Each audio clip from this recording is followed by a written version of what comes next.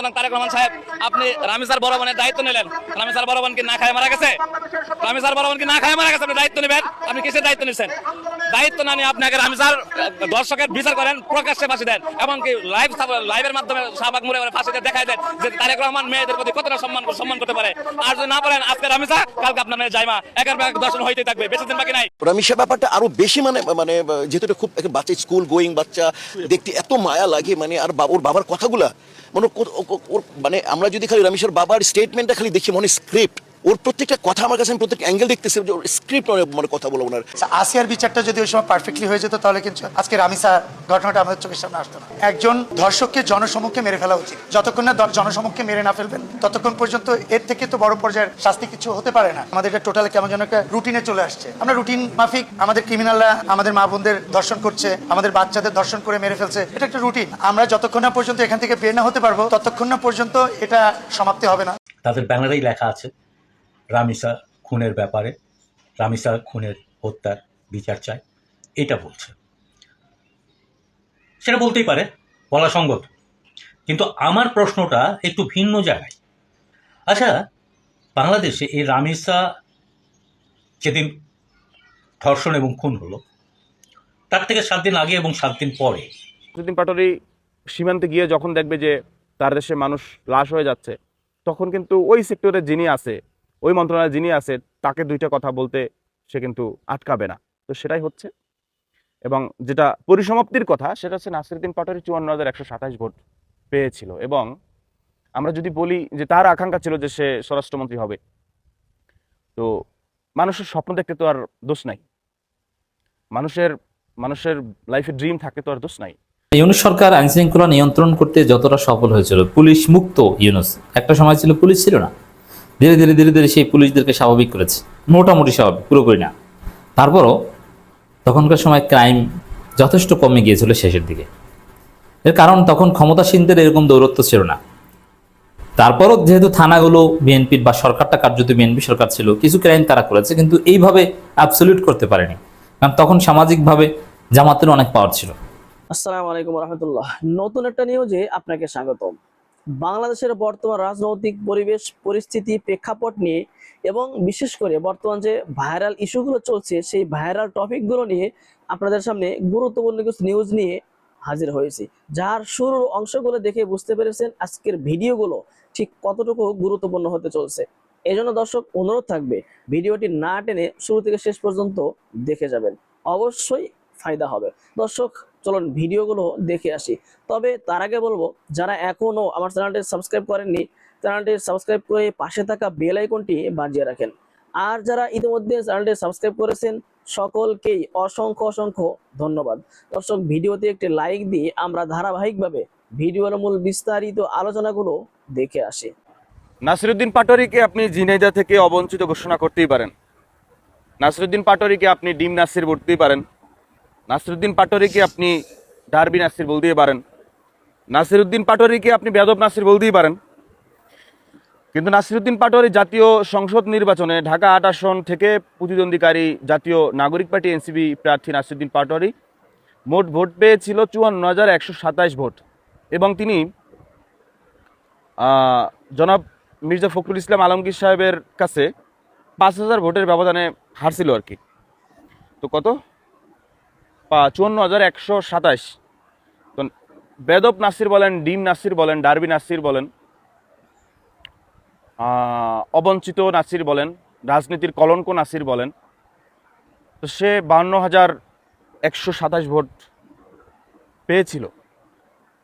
54,127 vote. এখন নিজের পার্টির দলের লোক বলে যে তাকে সেভ এক্সিট দিতে হবে, বিষয়টা সেরকম না। বিষয়টা হচ্ছে যে নাসিরুদ্দিন পাটোয়ারির ভাষা নিয়ে প্রবলেম। ওই দিন খোলা মাঠে গেলাম, বিএনপির 4-5 জন যুব দলের হবে ওইরকম বয়স্ক মনে হলো, এখানে স্থানীয় না, দূর থেকে তারা ঘুরতে আসছে। তারা একদম চারপাশে আইসা দাঁড়াই আমাকে বললো যে ভাই, নাসির ভাই যেভাবে কথা বলে এইভাবে তো কথাগুলো হয় না, এইভাবে তো কথাগুলো আমরা নিতে পারি না। বা আশেপাশে যারা বিএনপির ভাই ব্রাদার আছে, কাকারা আছে, চাচারা আছে, তাদের আসলে ওই জায়গাটাতে যে এনসিপিতে তো আরও মানুষ আছে, আরও নেতা আছে উদীয়মান, তো তাদেরকে তো মানুষ কিছু বলছে না, তাদেরকে তো মানুষ রিসিভ করতেছে, তাহলে পাটোয়ারির বেলায় এরকমটা কেন? ব্যাপারটা আপনি আওয়ামী লীগের দিকে যদি তাকান, কাদেরের কিন্তু মানুষ কাউকে কাদের বলাইছে, ডাকছে। তো এক একটা দলের ভিতরে এক একটা এরকম তারসিরা বলেন, একটু অন্য প্যাটার্নের বলেন, সবার থেকে আলাদা বলেন, এরকম থাকবে। এখন তাই বলে যে সেই ব্যক্তি দিতে হবে বিষয়টা এরকম না।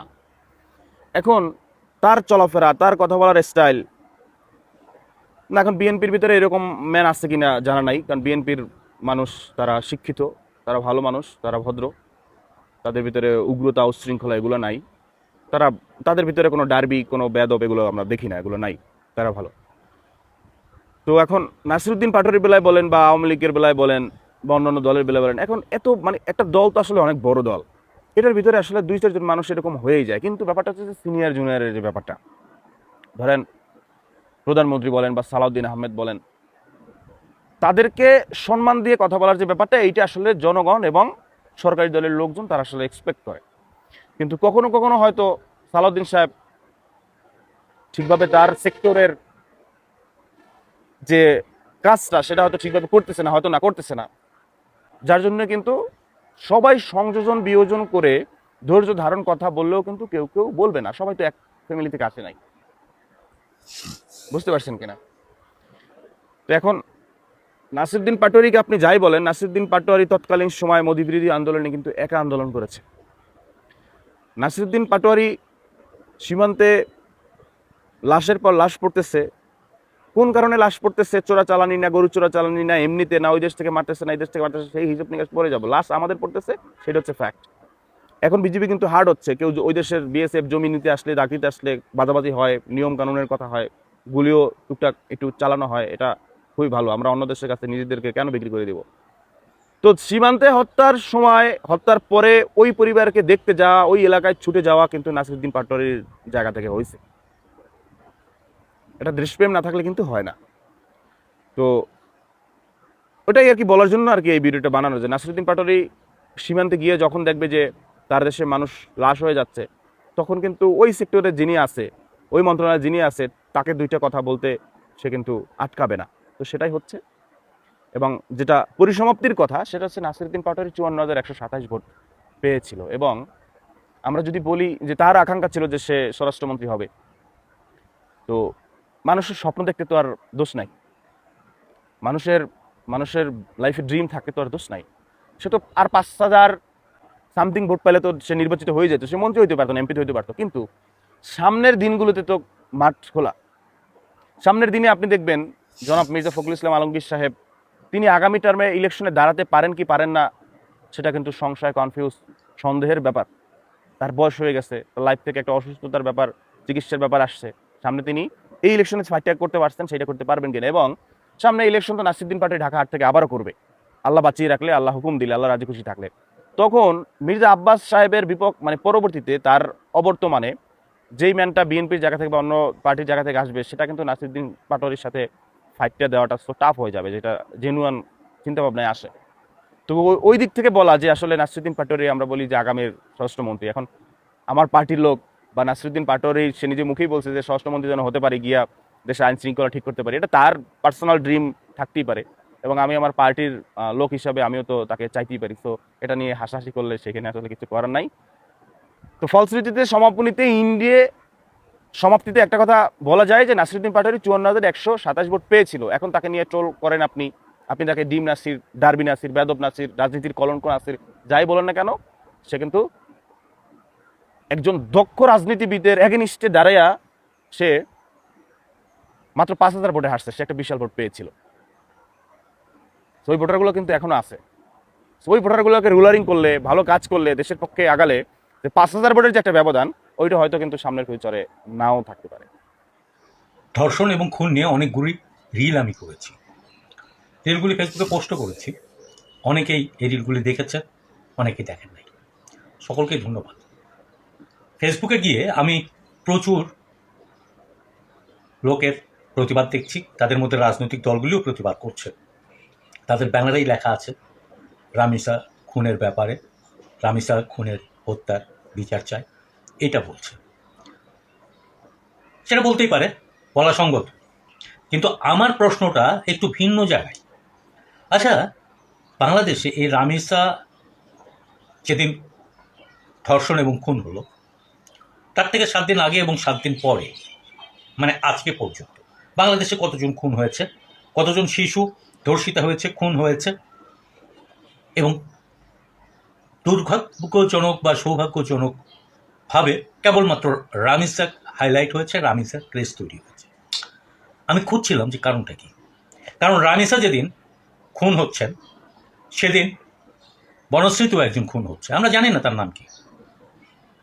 তার মানে এখানে মিডিয়ার একটা কারসাজি আছে, মিডিয়ার সেল বাড়ানোর মতো রসদ মিডিয়া যেখানে পায়, সেখানে সেই বিষয়টাকে মিডিয়া খুব বেশি হাইলাইট করে।